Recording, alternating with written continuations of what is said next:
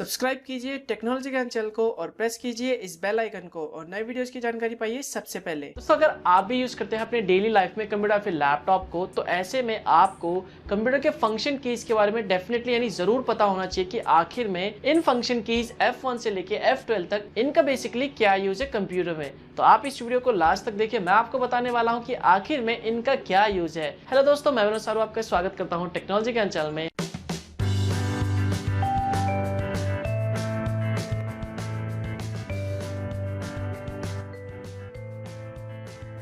दोस्तों, कंप्यूटर फिर लैपटॉप आज के समय में कौन यूज नहीं करता और ये कितना ज्यादा जरूरी हो गया ये आप अच्छी तरह जानते हैं। लेकिन ऐसे में बहुत ही कम लोग जानते हैं कि जो कंप्यूटर फिर लैपटॉप के कीबोर्ड में फंक्शन कीज दिए होते हैं F1 से लेके F12 तक इनके बारे में बहुत ही कम लोगों को पता है और ये फंक्शन कीज बहुत ही ज्यादा जरूरी है। तो आपको इसके बारे में जरूर पता होना चाहिए।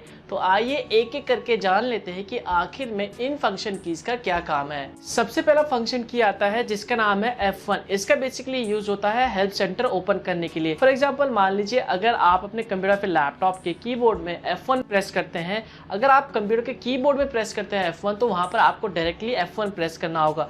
और अगर आप अपने लैपटॉप में F1 को प्रेस करते हैं तो वो काम नहीं करेगा। उसके लिए आपको अपने लैपटॉप के कीबोर्ड में फंक्शन का बटन दबा के F1 प्रेस करना होगा, तभी हेल्प सेंटर ओपन होगा। हेल्प सेंटर की मदद से यदि आप किसी सॉफ्टवेयर के बारे में या फिर किसी एप्लीकेशन के बारे में या फिर अगर मान लीजिए आप कोई क्रोम ब्राउजर ओपन करते हैं, क्रोम के बारे में किसी भी तरह का हेल्प चाहते हैं, तो आप अपने कीबोर्ड में F1 प्रेस करके उसके बारे में पता कर सकते हैं। तो बेसिकली F1 का यूज होता है हेल्प सेंटर ओपन करने के लिए। इसके बाद जो अगला फंक्शन आता है जिसका नाम है F2, इसका बेसिकली यूज होता है रीनेम करने के लिए। फॉर एग्जांपल, मान लीजिए यदि आप अपने कंप्यूटर फिर लैपटॉप में किसी फोल्डर का नाम चेंज करते हैं, तो ऐसे में आपको राइट क्लिक करना होता है। उसके बाद आपको वहां पर रीनेम पे क्लिक करना होता है, तभी आप उस फोल्डर का नाम चेंज कर सकते हैं। अगर आप इसे डायरेक्टली करना चाहते हैं तो बस आपको क्या करना पड़ेगा, अपने कंप्यूटर में उस फोल्डर पे क्लिक करना होगा। उसके बाद आप अपने कीबोर्ड में F2 प्रेस करके सीधा रीनेम कर सकते हैं। तो यहाँ पर आपका टाइम सेव होगा अगर आप इस फंक्शन की को यूज करते हैं तो। इसके बाद अगला फंक्शन की आता है जिसका नाम है F3। इसका बेसिकली यूज आप अपने कंप्यूटर फिर लैपटॉप में एप्लीकेशन को सर्च करने के लिए कर सकते हैं। अगर आप अपने कंप्यूटर फिर लैपटॉप में F3 प्रेस करते हैं, अगर आप लैपटॉप से यूज कर रहे हैं तो ऐसे में आपको फंक्शन की और F3 प्रेस करना होता है, तभी आप सर्च कर सकते हैं एप्लीकेशन को। तो जैसे आप F3 प्रेस करेंगे तो आपके कंप्यूटर में विंडो का ऑप्शन आ जाएगा। उसके बाद आप वहां पे सर्च कर सकते हैं जो भी आपको सर्च करना है। इसके अलावा एक और यूज है, यदि आप कोई वेब ब्राउजर यूज कर रहे हैं और वहां पर आप कोई टेक्स्ट सर्च करना चाहते हैं, यानी कुछ लिखा हुआ ढूंढना चाहते हैं कि वो लिखा हुआ उस वेब पेज में कहां पर है, तो वो आप आसानी से कर सकते हैं। बस आपको क्या करना है, अपने कीबोर्ड में F3 को प्रेस करना है। अगर आप लैपटॉप से यूज कर रहे हैं तो ऐसे में आपको फंक्शन और F3 प्रेस करना होगा। अगर आप कंप्यूटर के कीबोर्ड से यूज कर रहे हैं तो ऐसे में आपको F3 प्रेस करना होगा। उसके बाद आप जो भी टेक्स्ट सर्च करना चाहते हैं वहां पे आप लिख दीजिए। उसके बाद वो आपको वहां पे मैचिंग टेक्स्ट दिखा देगा। तो बेसिकली आप F3 फंक्शन की का यूज सर्च करने के लिए कर सकते हैं टेक्स्ट या फिर एप्लीकेशन को। इसके बाद जो अगला फंक्शन की आता है जिसका नाम है F4। अगर आप अपने कंप्यूटर फिर लैपटॉप में F4 को यानी सिंपली F4 को प्रेस करते हैं तो ऐसे में आपके कंप्यूटर फिर लैपटॉप में कुछ भी नहीं होगा।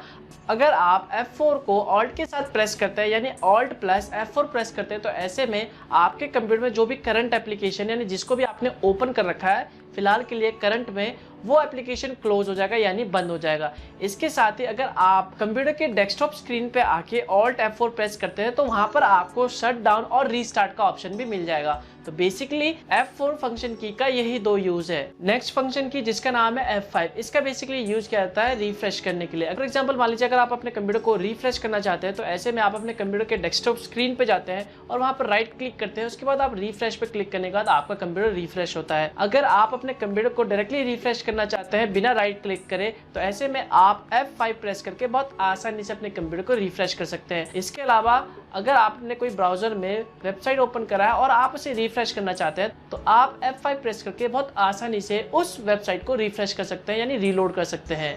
F5 के बाद जो अगला फंक्शन किया आता है जिसका नाम है F6। इसका बेसिकली यूज किया जाता है वॉल्यूम को डिक्रीज करने के लिए यानी घटाने के लिए, अगर आप लैपटॉप यूज कर रहे हैं तो। इसके साथ ही अगर आप ब्राउजर यूज करें और आप सीधा URL पे जंप करना चाहते हैं तो आप F6 का यूज कर सकते हैं। इसके बाद जो अगला फंक्शन किया आता है जिसका नाम है F7। अगर आप अपने कंप्यूटर पे लैपटॉप के विंडो स्क्रीन यानी डेस्कटॉप स्क्रीन पे F7 को प्रेस करते हैं तो ऐसे में कुछ भी नहीं होगा।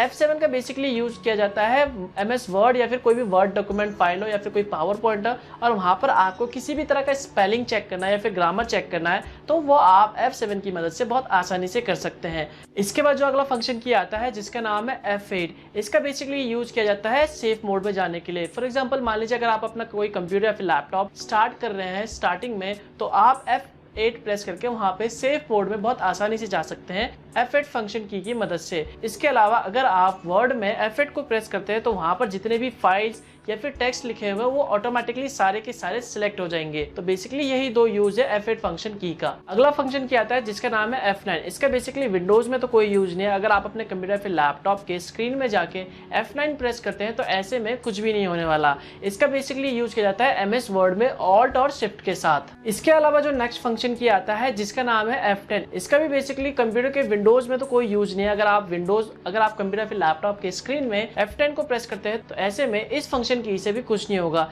इसका बेसिकली यूज किया जाता है MS वर्ड में। अगर आप MS वर्ड में शिफ्ट के साथ F10 को प्रेस करते हैं तो वहां पर आपको शॉर्टकट मेन्यू दिखा देगा जो भी आप यूज करना चाहते हैं। इसके बाद जो अगला फंक्शन की आता है जिसका नाम है F11। इसका बेसिकली यूज किया जाता है फुल स्क्रीन मोड के लिए। फॉर एग्जांपल मान लीजिए अगर आप अपने कंप्यूटर फिर लैपटॉप में ब्राउजर को ओपन करना चाहते हैं, चाहे वो क्रोम हो, इंटरनेट एक्सप्लोरर हो या फिर फायरफॉक्स हो, आप उन ब्राउजर को फुल मोड में यूज करना चाहते हैं तो ऐसे में आप वहां ब्राउजर को ओपन कीजिए। उसके बाद आप अपने कंप्यूटर फिर लैपटॉप में F11 को प्रेस कीजिए तो आपका ब्राउजर फुल स्क्रीन मोड में ओपन हो जाएगा। इसके बाद जो लास्ट फंक्शन की आता है जिसका नाम है F12।